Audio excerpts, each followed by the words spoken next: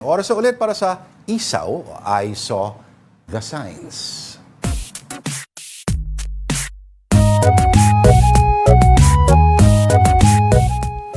Alright, Denise, baka nakita na lang ito sa social media. Sa sobrang daming beses nang na-share, hindi na matrace yung original source. It's one of those things. Like ito. The dog is okay, beware of owner. Bakit pwede ko ilagay ito sa bahay? Pwede. At dapat may picture din ng owner para matakot talaga sila.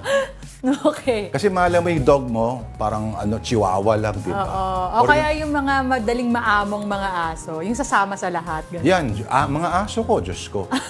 Walang silbi. Anong klase mga guard dogs yan? Pag yung magpapakamot pa sa tiyan yan sa magnanakaw. Oh, that's sweet. Okay, yung next naman. Stop! Hammer time! Ding, ding, ding, ding, ding, ding. Pwede ring variation yan ay in the name of love. Di ba? Stop in the name of love. Kaya lang yung ang haharap sa'yo, si Regine Dona at saka si Mikey. Hindi, si Coach Rio. Kasi naka-afro siya. Stop! Oo, pero mga agets lang yan yung mga medyo old soul. O, next. Eto, Andoy Shop, sirain nyo, gagawin ko. Parang meron yung sorry, Greek joke. Euripides, Eumenides. Sorry. Okay. Ang nakaka-guess lang doon ay mga lit major or philo major. Okay, meron pa ba? Meron ka ba? Mainit pag bagong luto. Number 44. Gets mo, Denise? Ano yun? 44 pesos. Pero, pag bagong luto, mainit nga naman. Get it? Okay. Parang yung mantika, mainit kapag bagong prito.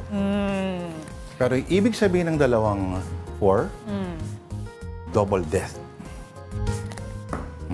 Okay. If 4 is the number of death according to Chinese Chinese, numerology. yeah. So, dalawang death ay? Botcha. Unang rinig ko, pawn shop. Alright! Kung meron kayong nakitang mga signs at napicturean ninyo, huwag niyong itago hanggang mawala na lang kayo sa mundo. I-share. I-share niyan. Sa mawalan na kayo sa Huwag yung record. I-share niyo sa amin, email niyo sa Afternoon Delight, on@gmail.com. At baka